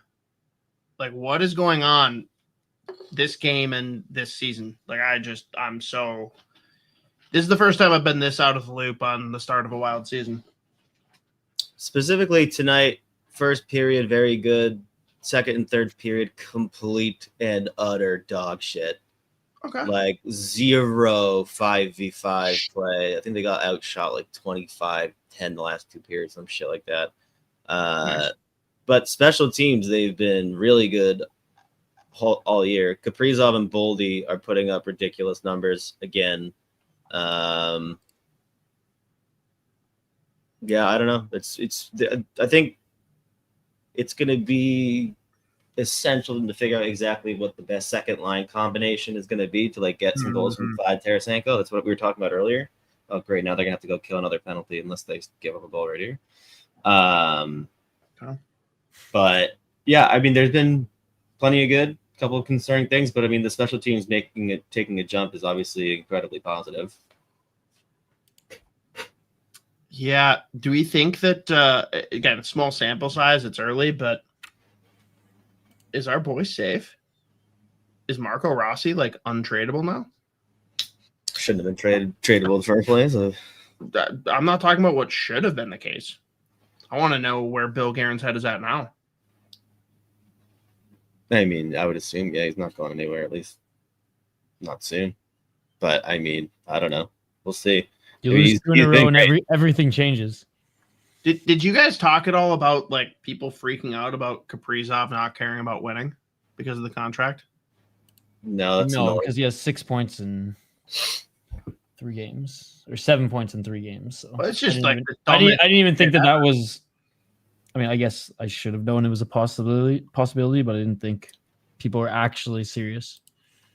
Oh no, people are big mad that he like took as much money as he did, and then you've got David, Eichel, all those, and Brett kind of broke it down so well on Wildly Informed in that like in 3 to 4 years, not even in 3 years, with how the cap is where the cap is projected to be, and probably will be a few million above, like it's gonna be like the same as if he signed, for 10 to 12 million right now, right? It's who's 96 for LA? Kuzmenko. He looks like a maniac out there. How is he doing? He always does well when he like joined like his first little run with teams, and then he falls off. Like his first season and a half, he's always an absolute menace, and then he literally looks like he took a bump right before this power play. That is literally how Kuzmenko plays though. Like he's but the Kaprizov thing, man, it's like people are mad that he took as much money as he could when like in their job, they're not going to take a pay cut because it's going to help the company hire someone else. Like, why the fuck is it Kaprizov's responsibility for the team to manage their salary cap? Why? Anytime a player signs a big contract, all those people are fucking annoying. Yeah, I was just gonna, like those it's okay to yell at the team for signing someone for that much.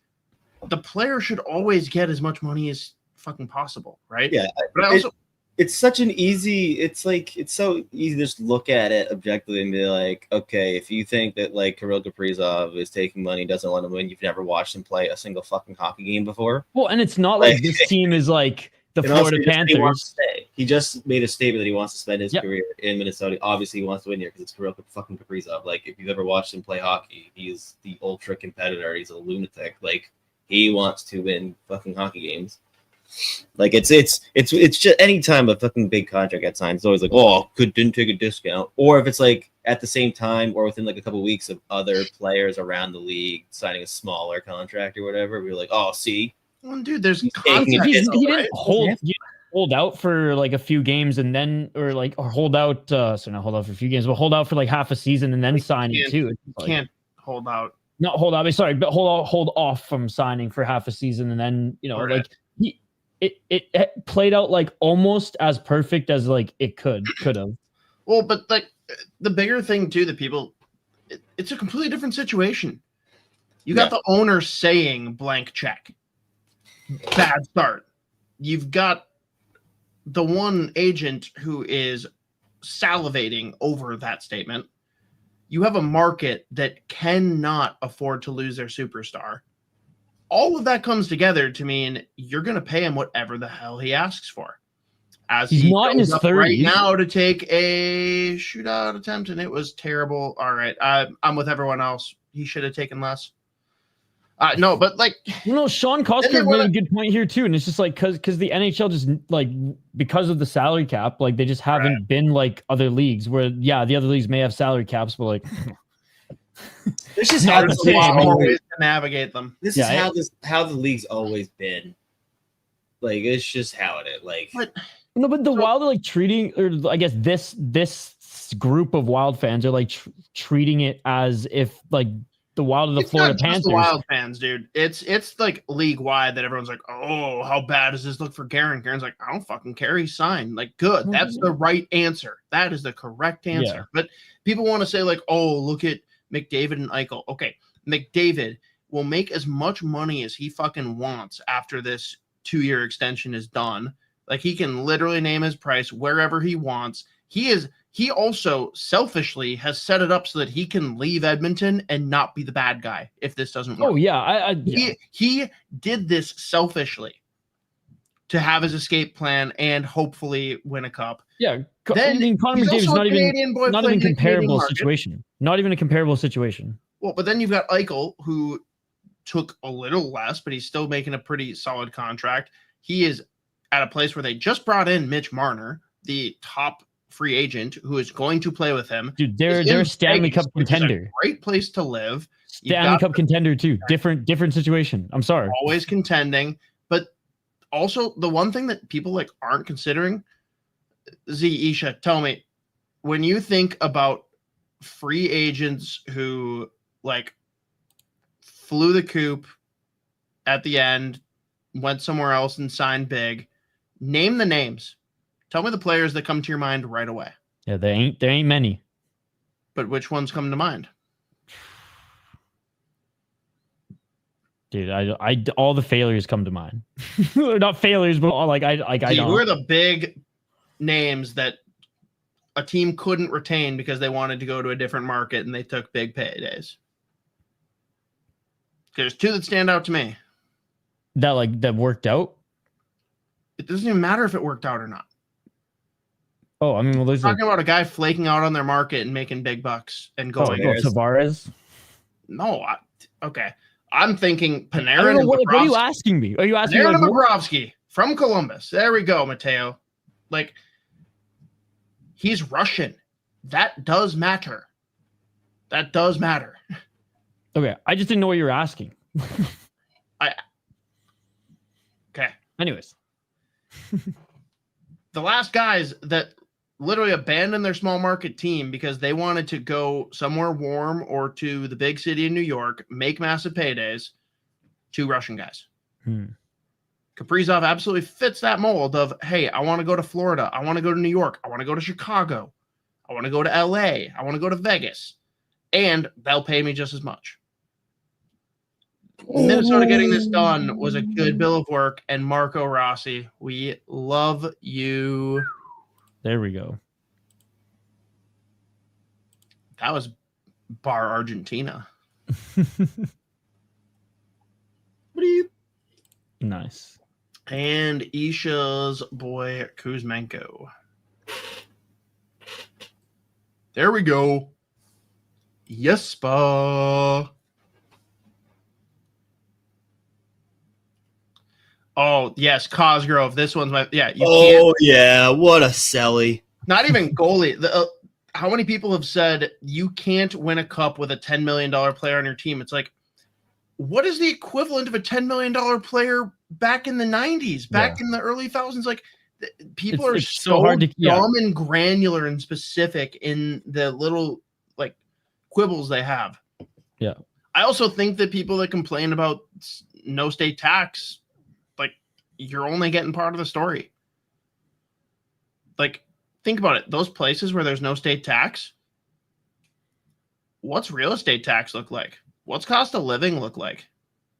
Like, there's other factors that go into that economically. It's just the only thing that gets talked about is no state income tax. And as far as those teams are concerned, why not keep it that way? Exactly. Like, there's some big Canadian teams that people still like to play in. I.e. Toronto, Montreal. It's just when you get into the Winnipegs and Edmonton, is there the tax just on top of just the shit just like Mitch. They are.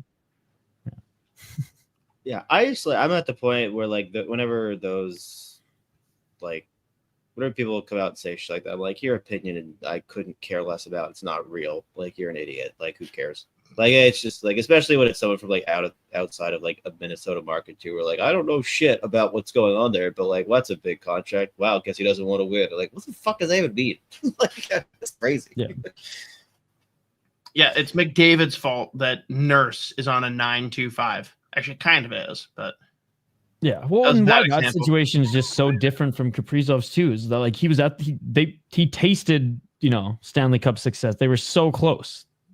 It was in sight 2 years in a row, right? Whereas again, like the Wild haven't even got past the first round. It's so different. It's like secure the chance for a long time versus, secure place in the lineup short term before more contracts pop and, you got to win now. So I have no issue with going back to like the original point of like making this player the pillar for the duration of his contract, but for the like, more importantly, for the next 5 years of him still being in his absolute prime, and this team's still building, whether you guys want to admit it or you like it or not. And it's going to take a few more years. And I'm glad that like extending him and his place in this team's future or in this team's present, it's done. It's not even part of the conversation anymore. So now, like, focus on developing the pieces around him, the young guys, and get ready to negotiate with Boldy coming up soon. That's not coming up soon. Well, in a few years. Like, that's the next big. Is he even halfway through his contract? I think he's 3 years in now. Okay, is 3 half of 7? 3, 4 years. What I'm just saying, like if that's the only other big concern coming up, you're gravy, right? Just develop the young guys, find other pieces that work, and easier said than done, but like find other pieces that work around them and just really build around this now pillar that you know is going to be here, who wants to be here. And the contract's going to look not daunting in a couple of years, I promise, with the rest of these guys signing soon. Like, just wait till we see freaking some of these guys' contracts coming out of San Jose. It's going to be insane. Emperor King, good game. Fisherman Islanders 48. You should be so happy about the prospect pool that you have now. I would do horrible things to have so many of the players there. You guys will be fine. This year might not be great. I also don't think it's nearly as bad as it looks right now. But you got the players that the Penguins should have gotten. Also, Z, who the hell is Ben Kindle to wear number 81 in Pittsburgh? Yo, I just love how like all the games are ending. We have an influx of the rest of the league. His statement is, I do not want Hoppy to like me. Good luck with that. With not liking him? Yeah, he rules. I'll find a way. Mm-hmm. Honestly, this year, if he's too good and it screws him out of a draft pick, that helps.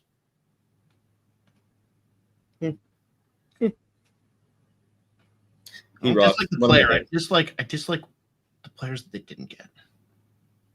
But we're not going to go back down that well. I don't know what else you guys talked about before prospects. Was it mostly Wild? Nothing. We talked Wild. We talked the first 2 games in depth in the prospects. So we pretty much got all Wild stuff covered.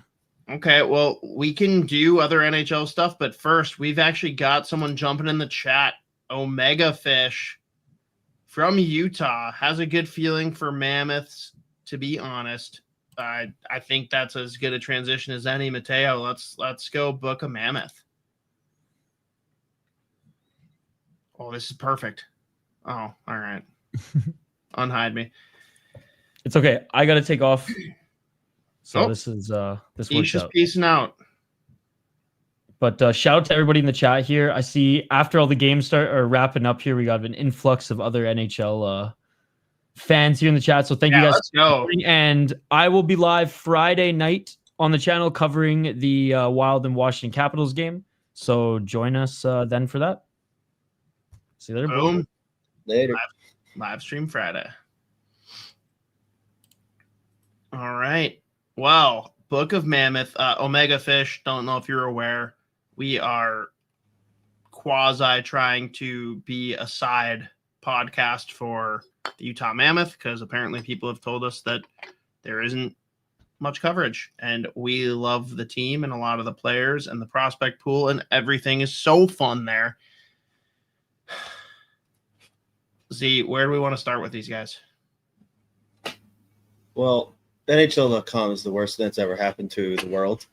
I'm trying to pull up their team. Crash. Website crash. Well, I know they were 1-1 unless they played today. Yeah, they just lost to Chicago 3-1. But JJ Peterka scored his first goal today against Chicago. Genther's got a couple already. Cooley looks really good. I mean, there's just so many fun players. I saw Simashev play that first game. I think Boot went down to the AHL. But I mean, again, obviously we love the group of players that they've brought in. I saw a little bit of their first game too. Sergachev was flying around the ice. He looks really good, but again, I want to see more of those young players like Simashev make a stake to become NHL regulars here. Obviously, with some of the signings they made in the off season, it's going to be a little bit tougher to be an out and out regular. But I'm obviously huge fan of Simishev, as well as some other guys that they've drafted over the last few years. But yeah, no, that's they got. I think now they're what are they 1-2? Yeah. What do you think my biggest gripe is with their lineup on daily faceoff? I don't know. Okay, what you know about that team? What's the one player that you know I don't want to see elevated? Hayton? No, but fair. Think defense. That should really narrow it down fast. It's Cole. Oli Mata's first pairing. Oh. Oli Mata is the biggest. I love him for the little bit that he did in the Pittsburgh back-to-back stretch run, and the way he partied was legendary. But that guy has pretty much lived the rest of his career off of that reputation, and he is not. He's not it. He's not. Yeah. And yeah, poor Clayton Keller. How does that guy catch a freaking break? Yeah. Cooley, Genther, and Peterka for your second line. That sounds like a first line to me. Come on. But yeah, dropping to Chicago, not ideal. They're kind of not good, but anyone can win on any given night. But yeah, so Simishev for sure. We've talked about a lot. What do you think about Daniil Boot? Like, is he going to see time this year, or is he destined for a lot of AHL action? I mean, I think he's probably destined for a mostly, if not entirely, AHL this season. There's not really a huge opening. Plus, again, you'd rather have him go down there and play in a top 6 AHL role. He's so fucking good. Like, his hands for a dude his size and how much skill he has, and then can score from distance, has obviously the good hands in sight, plays a good 2-way game, he's physical, he's just so fucking fun. He's one of my favorite prospects in the sport just in general. He's awesome. But yeah, I think you obviously want him down in the AHL, just lighting it up, being go-to guy down there instead of coming up and playing fourth line. So where does he project? Where do you see him in an NHL lineup once he develops? I mean, I think he's a top 6 player. He's going to score. It's just kind of figuring out exactly what kind of players you want him to play with. But again, just watching how confident he is on the puck. This kid's already been playing 3 years of pro hockey in Russia as is. So I mean, he's got a top 6 skill set. He can score, and again, he's fucking huge. He's physical. He's very confident with the puck. So I am very, very high on Daniil Boot. Nice. How do we? I mean, their blue line gives me a lot of questions in general. I like a majority of the names. It's just, are several guys playing a slot higher than they should? Yeah, I mean, I think right now they are. You'd obviously they went out and signed Schmidt, they re-signed Cole, and they signed Oli Mata. I think that's obviously just placeholders for. How long is Jersey out? He's out for 4 weeks, I think I saw. It's not Jersey up, so that sucks. You can survive that. Yep. No, but when I just look at some of the defensemen that they've they gave 2 or 3 year deals the last few years, it's obviously them just buying some more time for guys like Simishev to come in. I mean, he played 15 minutes the other night. But I mean, look at some of the kids, Maverick Lamoureux has obviously played a good chunk of games last year. But he's still young. You don't want to throw him 20 minutes a night or anything. So I think right now, again, this is a team that's probably going to flirt with a playoff spot, I think, and they definitely could get in.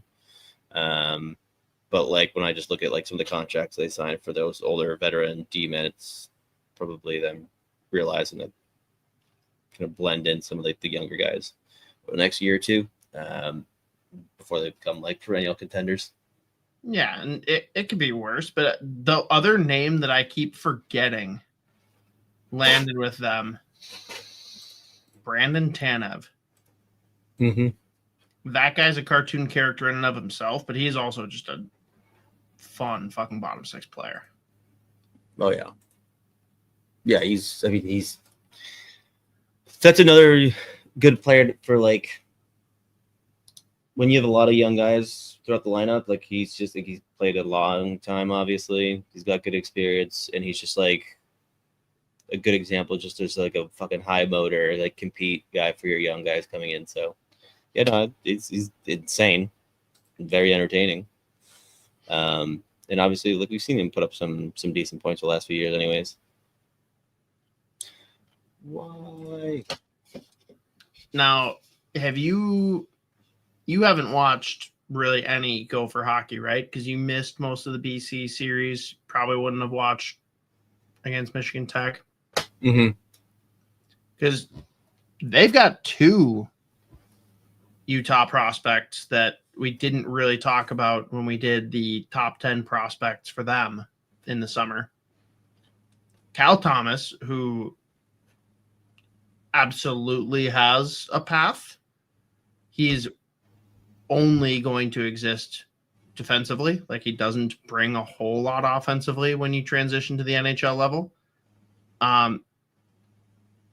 But Tanner Lukey, did you see much of him with Omaha in past years? Like, do you know much about his skill set or not? I didn't watch. I don't remember a whole lot of his like junior hockey or whatever. But I mean, going back, looking at just some of the other stuff that we did around the draft too, around that time. Like, I mean, he's another guy that's just like he's got some skill, he can score, but you know how much upside is there, how much like NHL projectability is there, I don't know. But yeah, I mean he's good for college hockey, so we'll see. I mean he's got like the motor and the attitude that like if wouldn't shock if he does make it, but I mean you just look at like that prospect pool right now. I mean it's tough to be of like does he make it there or elsewhere? Right. Yeah. Fair. All right. We'll have more to talk about with Utah as we see the season develop a bit more because 3 games in, I don't know how much you can tell about most teams, but the one that we have to talk about because my buddy is, we'll just say unwell right now. And it's sad that it's happened this early in, but I guess I kind of get it. We've got miserable Sabres fan. I am in pain from Sabres right now. And I honestly, miserable Sabres fan, I've got nothing for you. I cannot help you cope other than we're only a couple games in. They say 2 players may leave Sabres is Tage Thompson and Rasmus Dahlin. Yeah, another dark times era. I mean, they've made it clear if they don't do something this year, they want out. That's very fun for 31 other teams, but dude, like,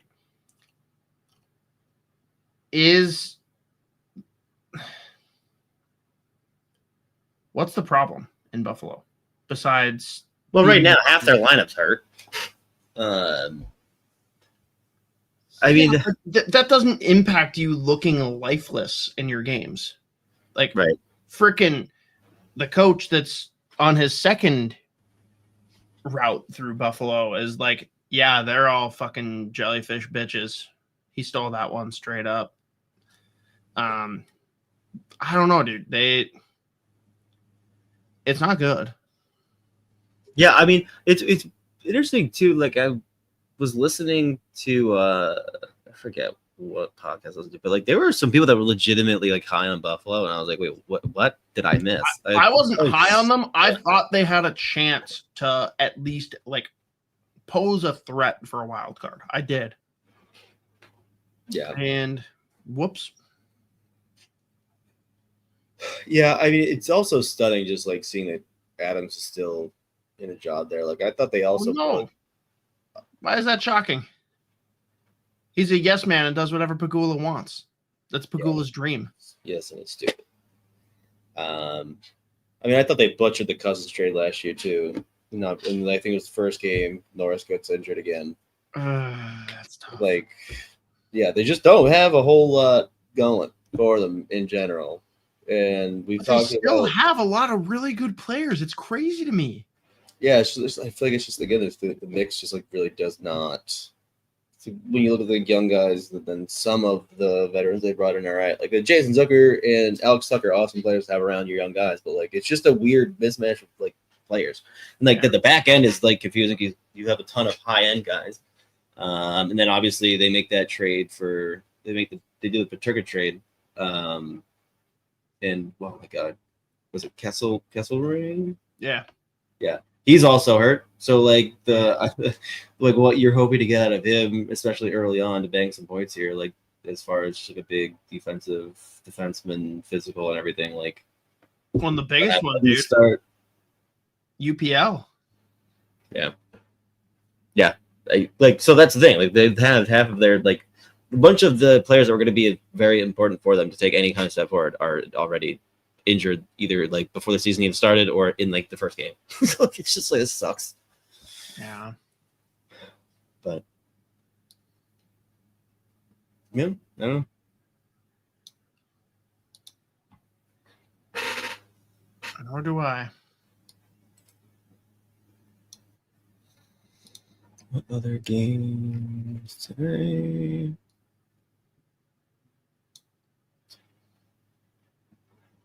Yeah, I don't know. I got nothing else, honestly.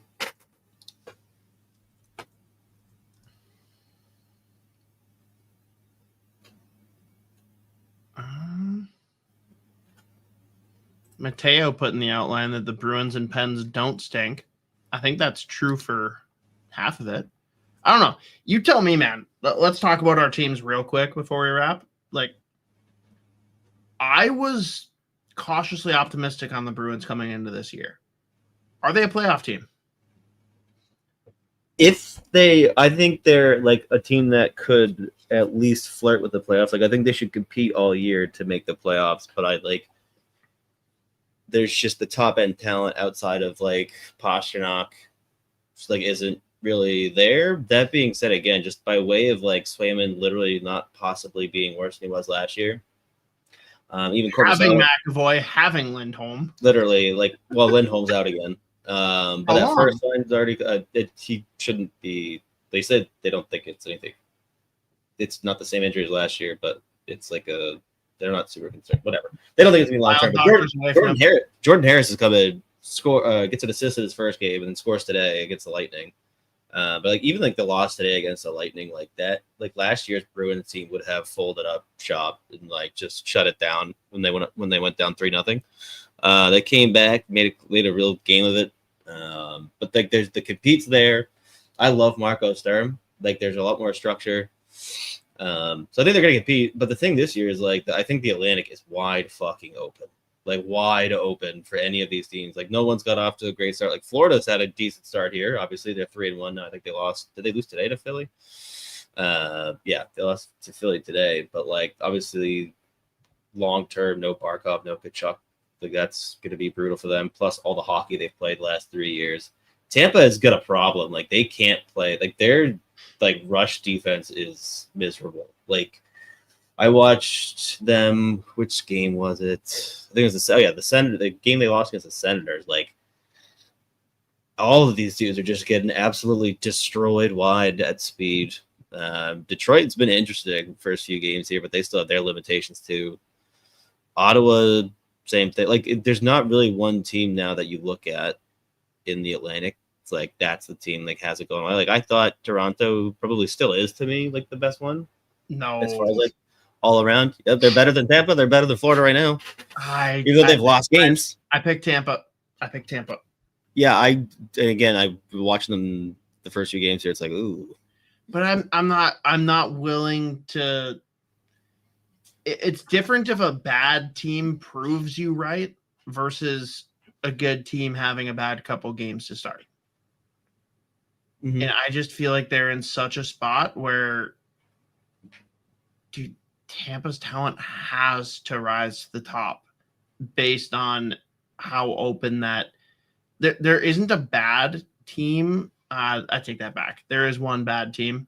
Now two bad teams in the Atlantic, but like there's a lot of good teams in the Atlantic, but I still think that pound for pound, if Tampa can stay healthy, like that is the team because Florida is wounded. And I think Toronto is a better playoff team once we get through this season. I don't think they're a better regular season team after losing Mitch Marner. Like, you can't make that argument. But I do think that, like, come postseason, if they get through this season, they do the things right, they can be a better team and be a scarier out in the playoffs. I just think that, I don't know, unless there's a bunch of injuries, I think Tampa's got this handled when it's all said and done. Yep, we'll see. I mean, again, I just like worry about some of the guys they have in the back end and the lower lineup, the inability to play at any kind of pace whatsoever. Like, they were getting slaughtered by Ottawa off the rush. It was crazy. So we'll see, but I don't know. Yeah. But that's so long way of answering. Yeah, I think Bruins could potentially make the playoffs. They should be competing all year. But like, we didn't do official should. Previews. I had them in, by the way. Right. I probably would have let my bias let me like put them like last wild card, but like realistically, I like one of the first teams out.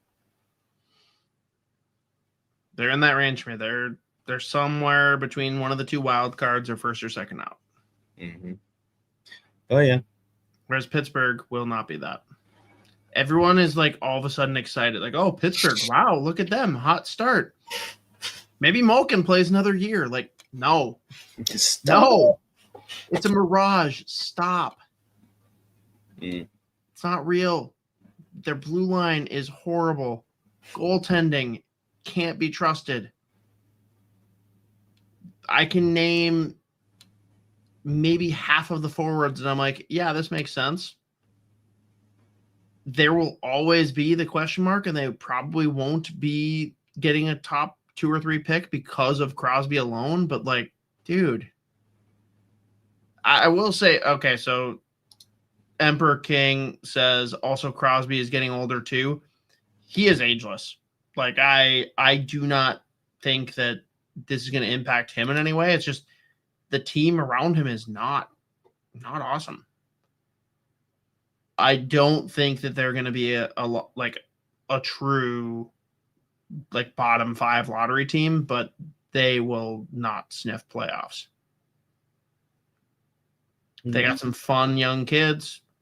We mentioned Kindle, who wants to steal Kessel's jersey without even asking permission. I know he didn't ask permission because there's no way he actually got in touch with Phil Kessel. The one I want to hear from you about, though, because everyone's buzzing about this kid, Harrison Brunicky. He is going to be fun. Mm-hmm. I thought it was interesting. He was getting like carved after the first game, which I did not think was fair. But yeah, I mean, we've talked about Brunicky for a while on here before, but like, he just plays a very projectable game. Really strong skater, really creative with the puck. Also, is a strong defender, and like, looked like he was probably ready to be an NHL player at the end of last year. And I mean, we saw how good he was like in preseason compared to like the rest of the back end there. So yeah, I think he's obviously earned his spot. Like, he is to be an NHL defenseman.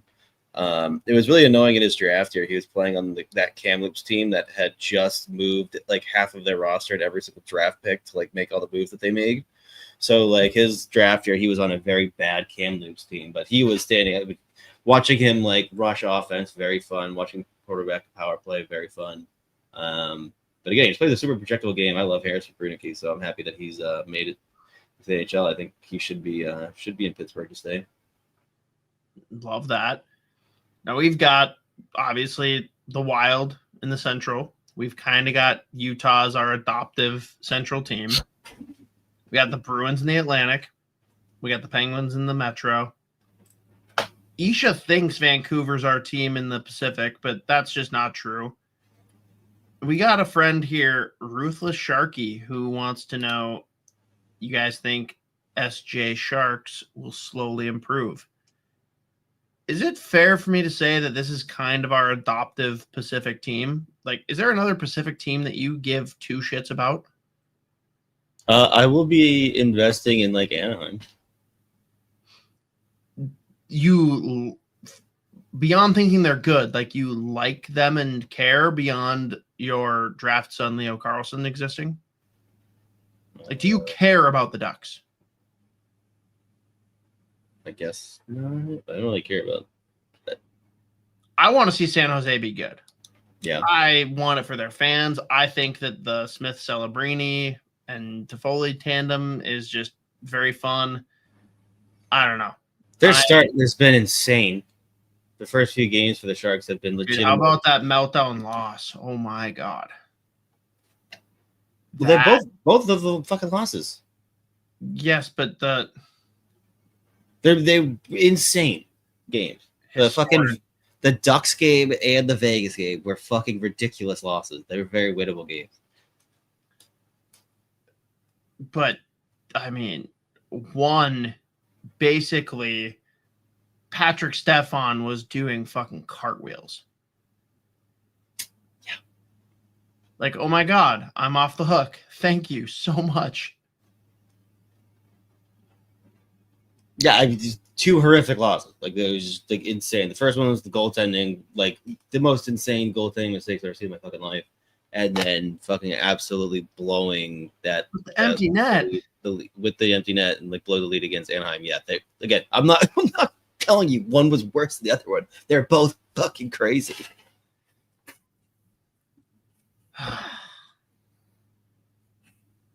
They're interesting. I don't know. I still, yes, I do think they're going to improve though. It's just like, I think they'll be better. It's just I feel like most teams are better and they'll probably still be like in the scheme of the NHL.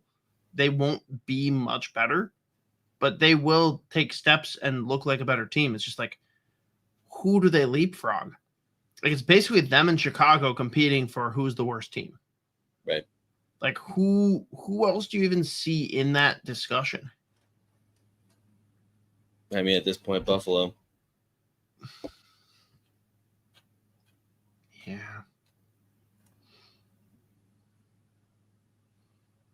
Yeah, I'm not going to take much out of the first couple games, but yep, there we go. Cosgrove said it.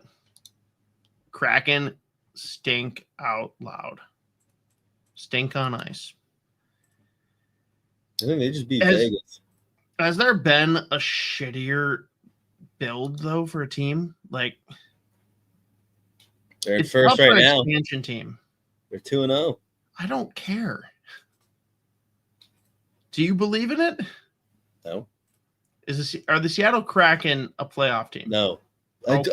It was just funny because I had the standings. I was like, hey, 2-0 right now. No, I know. It is funny. I'm just like, you could tell me that they start 6-0. I'll still tell you Seattle's not making the playoffs. Like, Yeah, of course not. and they've got every like 1B center in the world in their pool. Mm-hmm. But like the signings that they've made, the roster decisions, it's bad. Yeah, they're going to be a bad team.